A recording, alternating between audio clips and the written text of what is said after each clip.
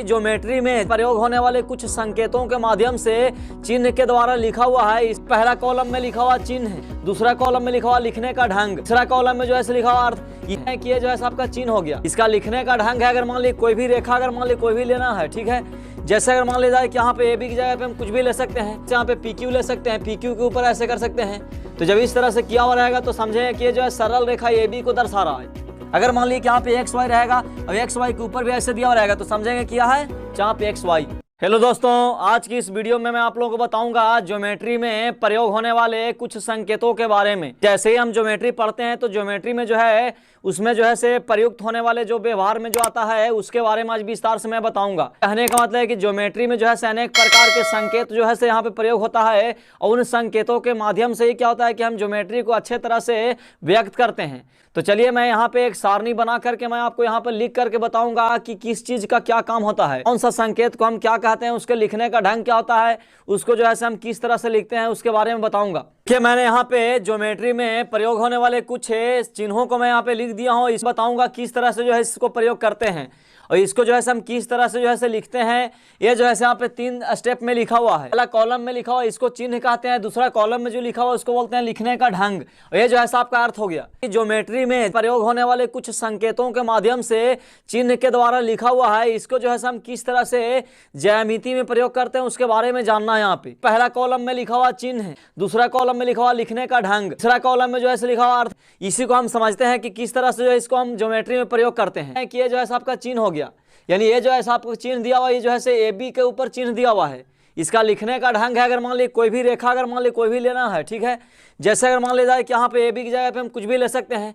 जैसे मान ली कि यहाँ पे ए बी लिया है, हम जो है यहाँ पे पी क्यू ले सकते हैं, पी क्यू के ऊपर ऐसे कर सकते हैं।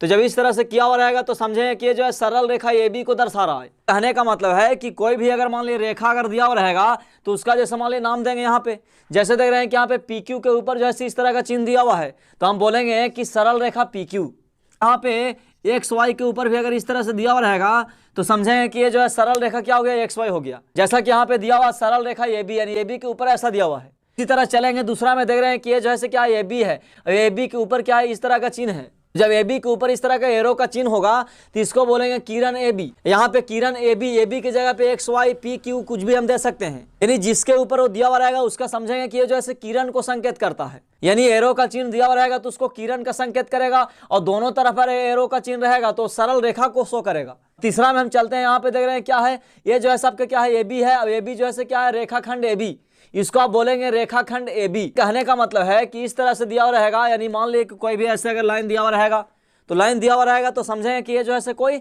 रेखाखंड को निर्दिष्ट कर रहा है। जैसे यहाँ पे हम इसका नाम पी क्यू भी दे सकते हैं, तो यानी सरल रेखा क्या हो गया, पी क्यू हो गया। फिर चलेंगे यहाँ पे देख रहे हैं कि एल दिया हुआ रहेगा, एल इंटू ए बी, यानी कहने का मतलब है कि रेखाखंड ए बी की लंबाई। यहाँ पे एल दे करके, एल के जैसा ही होता है, एल तो पूरा होता नहीं है लेकिन एल के जैसा होता है, यानी एल दे करके यहाँ पे अगर एक्स वाई दे देंगे तो इसका मतलब है कि रेखाखंड एक्स वाई की लंबाई। जैसा कि यहाँ पे दिया हुआ है एल इंटू ए बी, यानी ये जो है आपका चिन्ह हो गया, क्या हो गया, एल। यहाँ पे देख रहे हैं कि ए बी, यानी कहने का मतलब है कि रेखाखंड ए बी की लंबाई। एल को दे करके ब्रैकेट में कोई भी अगर दो चीज दिया हुआ रहेगा तो समझेंगे उसकी लंबाई हो गया। जैसे अगर मान लीजिए कि यहाँ पे एल इंटू पी क्यू दिया हुआ रहेगा तो इसका मतलब है रेखाखंड पी क्यू की लंबाई हो गया। ये आपका ज्योमेट्री में जो है प्रयोग होगा, इसके बारे में आप अच्छे तरह से जान लीजिए ताकि आपका ज्योमेट्री में जो भी अगर मान लीजिए चैप्टर स्टार्ट होगा तो वहाँ पे आपको किसी तरह का दिक्कत नहीं होगा। यहाँ पे देख रहे हैं कौन ए बी सी, यहाँ पे एंगल का चिन्ह है और एंगल ए बी सी, यानी कौन ए बी सी। अब इसके जगह पे मान लीजिए कि इसका चिन्ह दे करके एक्स वाई जेड देगा तो यानी कौन एक्स वाई जेड, यानी एंगल एक्स वाई जेड होगा। यहाँ पे एम दिया है, यहाँ पे कौन का चिन्ह दिया है, यानी एम देख करके यहाँ पे एंगल का चिन्ह दिया है तो इसका मतलब है कि M angle A B C. M का मतलब होता है कि माप, एम बोलेगा तो एम का मतलब होता है माप, यानी कहने का मतलब है कि यहाँ पे जैसा कि आप पहले वाला में जाना कि कौन ए बी सी है, ये जो है एंगल ए बी सी है, लेकिन इसके पहले अगर एम लगा देंगे, यानी कहने का मतलब इसके पहले एम लगा देंगे, M angle A B C, तो समझेंगे कि ए बी सी की माप, यानी कौन ए बी सी की माप। जैसा कि आप दे रहे हैं कौन ए बी सी की माप हो गया। यहाँ पे एंगल दे देगा और एक्स वाई जेड दे देगा, इसके पहले अगर एम लगा देगा तो इसका मतलब है कि एंगल एक्स वाई जेड का क्या हो गया, माप हो गया। किसी भी एंगल को लिख करके उसके पहले एम का चिन्ह दिया हुआ रहेगा तो समझेंगे उस कोण की क्या हो गया, माप हो गया। उसके बाद हम देखते हैं यहाँ पे देख रहे हैं कि त्रिभुज का चिन्ह है, यहाँ पे ट्रायंगल का चिन्ह है, ट्रायंगल क्या, ए बी सी, यानी त्रिभुज ए बी सी। तो ये जो है आपका सर्ग व समता का चिन्ह है, सर्ग व समता।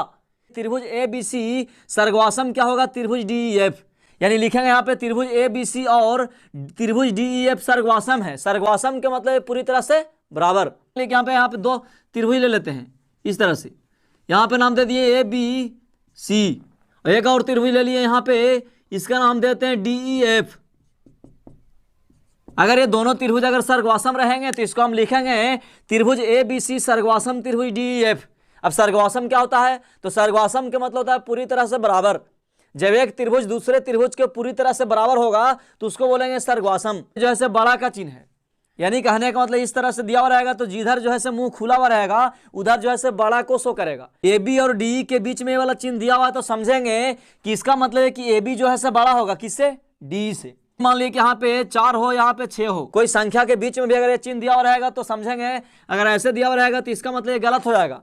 यानी यहाँ पे जो है आपको 6 के जगह पे 8 देना होगा, यानी 8 जो है बड़ा है 6 से।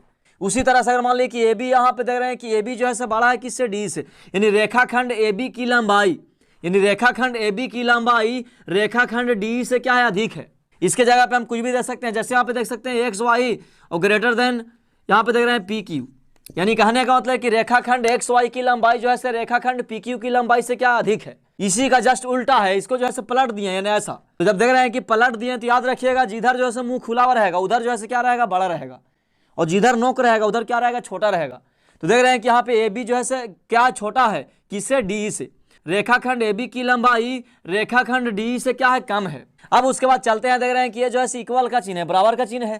तो यानी A B equal to D, यानी ए बी बराबर क्या हो गया, डी हो गया। यानी रेखाखंड ए बी और रेखाखंड डी की लंबाई बराबर है। उसके बाद हम लोग चलेंगे, देख रहे हैं कि ये जो है क्या लंब का चिन्ह है, कोई भी दो रेखाखंडों के बीच में अगर यहाँ पे दिया हुआ रहेगा इस तरह से तो समझेंगे कि ए बी लंब क्या है, सी डी। ए बी रेखा सी डी पर क्या लंब है। जैसे अगर मान लीजिए कि यहाँ पे इस तरह से दिया हुआ रहेगा पी क्यू दिया हुआ रहेगा और लंब का चिन्ह दिया हुआ रहेगा यहाँ पे एक्स वाई, तो इसका मतलब है कि पी क्यू लंब डाला गया एक्स वाई पे, यानी पी क्यू लंब क्या होगा, एक्स वाई। जैसा कि यहाँ पे दिया हुआ यानी ए बी लंब क्या हो गया, सी डी हो गया। लंब का मतलब है कि 90 डिग्री का एंगल बनेगा। उसके बाद हम चलेंगे, ये जो है क्या है, समांतर है, यानी ए बी समांतर क्या होगा, सी डी।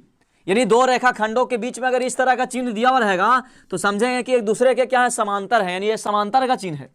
जैसा कि आप देख रहे हैं कि ए बी समांतर क्या, सी डी, यानी रेखा ए बी रेखा सी डी के समांतर हैं। मैंने बताया था पहले ही कि समांतर के मतलब है कि जब दो रेखाएं एक दूसरे के समांतर होंगे तो ये दोनों कभी एक दूसरे के प्रतिच्छेद नहीं करेंगे। कहने का मतलब जैसे मान लीजिए यहाँ पे पी क्यू नाम दे दिए, यहाँ जो है नाम दे दिए हम एम एन। अब देख रहे हैं कि पी क्यू और एम एन जो है दोनों आपस में क्या है, समांतर है। तो समांतर होगा तो इसको हम ऐसे लिख सकते हैं, यानी लिख सकते हैं पी क्यू समांतर एम एन, यानी ये जो है आपका समांतर का चिन्ह हो गया।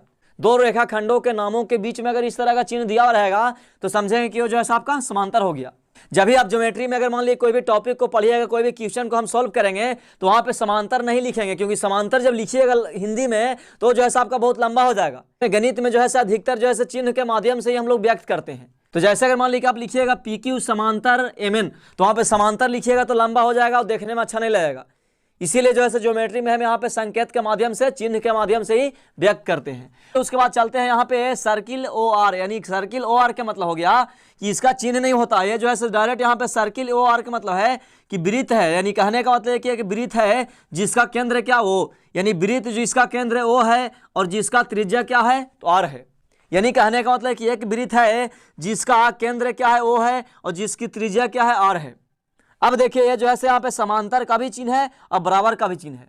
अब समांतर और बराबर दोनों है, तो यानी ए बी समांतर बराबर सी डी, यानी कहने का मतलब है कि रेखाखंड ए बी और सी डी एक दूसरे के समांतर और बराबर हैं। समांतर भी है और क्या है, बराबर भी है, क्योंकि यहाँ पे दोनों प्रकार की चिन्ह आपका दिया हुआ है, यानी समांतर का चिन्ह भी दिया हुआ है और बराबर का चिन्ह भी दिया हुआ है। कहने का मतलब कि रेखाखंड ए बी और सी डी एक दूसरे के क्या है, समांतर भी हैं और एक दूसरे के क्या है, बराबर भी हैं।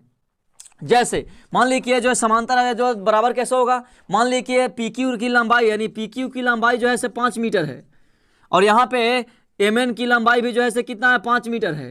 तो इसका मतलब है कि एक दूसरे के समांतर तो है, लेकिन समांतर के साथ साथ क्या है, बराबर हैं। यानी जब दो रेखाखंड एक दूसरे के बराबर भी हों और एक दूसरे के समांतर भी हों तो उसको जो है ये चिन्ह द्वारा हम लोग व्यक्त करते हैं। अब देखिए उसके बाद सबसे लास्ट में यहाँ पे दिया हुआ है, ये जो है चाप है ए बी, यानी चाप का मतलब है कि जब वृत्त आप पढ़िएगा ज्योमेट्री में तो वृत्त में आपका मिलेगा चाप का वर्णन किया हुआ रहेगा, वहां पे चाप बोलेगा तो यानी ये जो है चाप क्या, ए बी हो गया। कोई भी रेखा खंडों के बीच में अगर मान लीजिए इस तरह से चिन्ह दिया हुआ रहेगा इस तरह का, यानी वृत्त का कोई हिस्सा अगर काट करके दिया हुआ रहेगा तो समझेंगे कि ये जो है आपका चाप हो गया। अगर मान लीजिए कि यहाँ पे एक्स वाई रहेगा और एक्स वाई के ऊपर भी ऐसे दिया हुआ रहेगा तो समझेंगे कि यह है चाप एक्स वाई। जो भी मेन यहाँ पे चिन्ह था उन चिन्हों के बारे में आज मैं विस्तार से आपको बताया, क्योंकि ये जो है आप अगर याद रखते हैं तो ज्योमेट्री में जो है आपका प्रश्न जब भी आएगा वो प्रश्न को बनाने में आसान पड़ेगा। तो चलिए मैं इस वीडियो को यहीं पे खत्म करता हूं। धन्यवाद।